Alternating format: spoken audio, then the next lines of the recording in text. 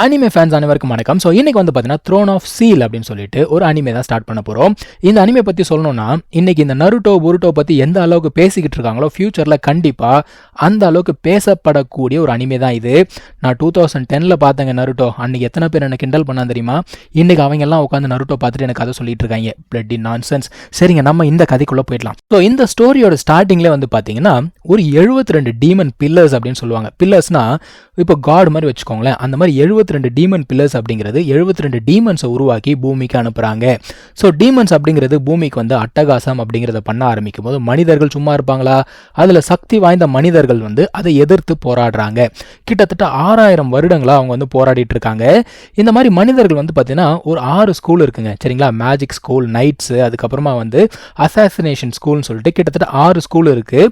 இதை சேர்ந்தவர்கள், இதில் இருக்கக்கூடிய ஸ்ட்ராங்கான பீப்புள் எல்லாருமே இந்த ஒரு டீமன்ஸை எதிர்த்து சண்டை போடுறாங்க. என்னதான் இவங்க வந்து சண்டை போட்டாலும் பயங்கர ஸ்ட்ராங்காக இருந்தாலும் இது வரைக்கும் ஒருத்தர் கூட அந்த 72 டீமன் பில்லரில் ஒரு பில்லரை கூட இது வரைக்கும் யாருமே ஜெயிச்சது கிடையாது. சரிங்களா? அந்த அளவுக்கு தான் இவங்க சண்டை போட்டுட்டு இருக்காங்க.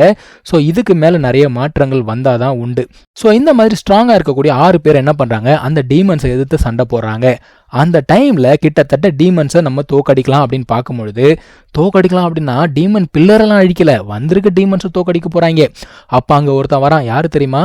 அந்த 72 டீமன்ஸ்க்கும் ஒரு தலைவன் இருப்பான்ல, அவன் அந்த இடத்துக்கு வரான். வந்த உடனே இந்த 6 பேருமே பயங்கரமாக பயப்படுறாங்க. ஏன்னா அவனுடைய பவர் அந்த மாதிரி இருக்குது. அதுக்காக நம்ம ஆளுங்க உயிருக்கு பயந்தவங்களாம் கிடையாதுங்க.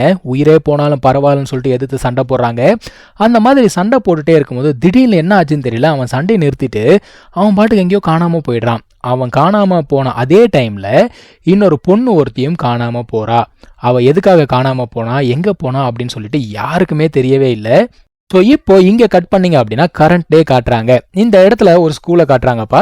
இது வந்து நைட்ஸ் ஸ்கூல் அப்படின்னு சொல்லுவாங்க. நைட்னா யாருன்னு உங்களுக்கு தெரியும் இல்லையா? குதிரை மேலே ஏறி உட்காந்து சண்டை போடுவாங்கல்ல, அதாவது போர்க்காலத்தில் முன்னாடி போய் சண்டை போடக்கூடியவர்கள் இவர்கள் தான். இந்த இடத்துல அந்த சின்ன பசங்களெல்லாம் ட்ரைனிங் கொடுத்துட்டு இருக்காங்க. கிட்டத்தட்ட 1 வருஷமாக இவங்க எல்லாருமே ட்ரைனிங் எடுத்துகிட்டு இருக்காங்க. இப்போ இவங்களுக்கு டெஸ்ட் எடுக்க போகிறாங்க. இவங்களோட எனர்ஜி லெவலை செக் பண்ண போகிறாங்க. 10க்கு மேலே இவங்க எனர்ஜி இருந்ததுன்னா இவங்க வந்து செலக்டட். சரிங்களா? இதுக்காக என்ன பண்ணுறாங்கன்னா ஒவ்வொருத்தராக போயிட்டு அங்கே ஒரு பில்லர் மாதிரி இருக்கும். அந்த பில்லரில் அவங்களோட கத்தியை வச்சு அடிக்கணும். அடித்த உடனே இவங்களுடைய பவர் அப்படிங்கிறத அதை செக் பண்ணும்.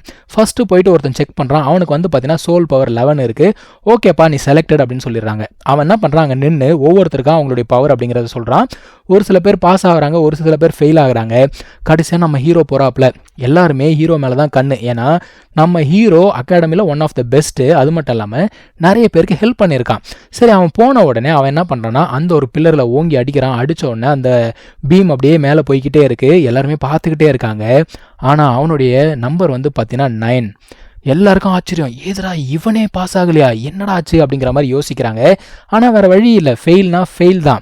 இப்போ நம்ம ஹீரோ என்ன பண்ணுறான்னா மாஸ்டர் கிட்ட போயிட்டு எனக்கு இன்னொரு ஆப்பர்ச்சுனிட்டி கொடுங்க அப்படின்னு சொல்லிட்டு கேட்குறான்.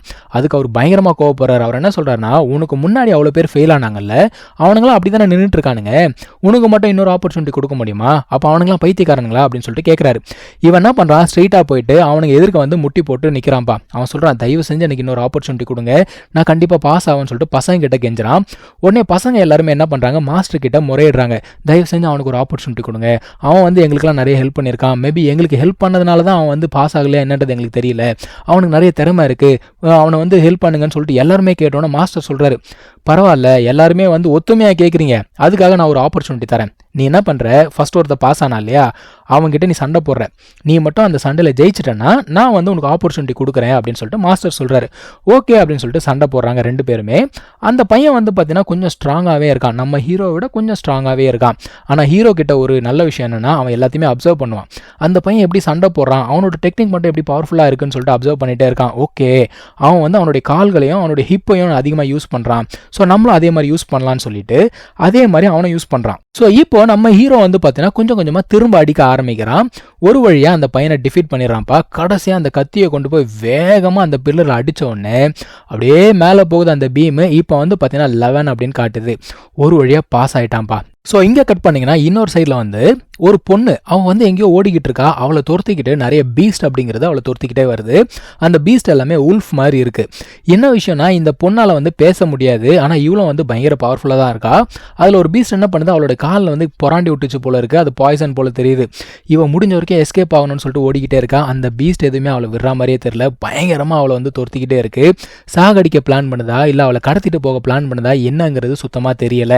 இதே சமயத்தில் இங்கே இவனுங்க டெஸ்ட்டை முடிச்சாங்கல்ல, முடிச்சுட்டு வீட்டுக்கு கிளம்பலான்னு சொல்லிட்டு கிளம்பிக்கிட்டு இருக்காங்க.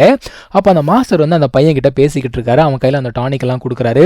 டே உன்னோட திறமை வந்து ரொம்ப நல்லா இருக்கு, இன்னைக்கு நான் பார்த்ததுலேயே one of the best fight உன்னோட இது அப்படின்னு சொல்லிட்டு இருக்காரு. அப்போ இவனும் அவனோட ஃப்ரெண்டும் சேர்ந்து கிளம்புறாங்க. அந்த ஃப்ரெண்ட் என்ன தெரியுமா சொல்கிறான், இந்தாடா என்னோட டானிக்கை நீ வச்சுக்கோ அப்படின்னு சொல்கிறான். ஏன்டா அப்படின்னா, உங்கள் அம்மாவுக்கு நீ கொடுக்குற இல்லையா, இதை எடுத்துகிட்டு போய் கொடு அப்படின்னு சொல்கிறான். ஆனால் நம்மால் என்ன சொல்கிறாப்புல, இல்லை வேண்டாம், நீயும் ஸ்ட்ராங் ஆகணும், அதனால் நீ வச்சுக்கோ, என்னோடைய நான் எங்கள் அம்மாவுக்கு கொடுத்துக்கிறேன்னு சொல்லிட்டு அவன் ஓடி போகிறான். அப்போ அவன் ஃப்ரெண்டு சொல்கிறான், டே காட்டுக்குள்ளே ஏதோ மிருகம் இருக்காண்டா, ஜாக்கிரதையாக போடா அப்படிங்கிறான். இவன் காட்டுக்குள்ளே நடந்து போய்கிட்டு இருக்கான். திடீர்னு ஏதோ சத்தம் கேட்குது. நம்மால் தான் இப்போ தான் பாஸ் ஆகிருக்கார்ல, பயங்கர வீரம் வேறு, என்னது இது அப்படின்னு சொல்லிட்டு கத்தி எடுத்துகிட்டு அப்படியே விலைக்கு பார்க்குறாரு. பார்த்தா அந்த பொண்ணு கீழே விழுந்து கிடக்கு. இவன் உடனே கிட்ட போயிட்டு என்னாச்சு உனக்கு அப்படின்னு பார்க்குறான். அந்த பொண்ணு உடனே என்ன பண்ணுறான்னா கத்தி எடுத்து இவன் கழுத்தில் வைக்கிறாப்பா. ஸோ இதோட வந்து இந்த ஒரு எபிசோட் அப்படிங்கிறத முடிக்கிறாங்க. இப்போ அடுத்த எபிசோடில் அந்த பொண்ணுக்கு என்னதான் ஆச்சு, அந்த உல்ஃப் கிட்ட இருந்து நம்ம ஹீரோ அந்த பொண்ணை காப்பாற்றினானா இல்லையா அப்படிங்கிறதெல்லாம் பார்க்கலாம். So thank you so much for வாட்சிங். Take care. பை.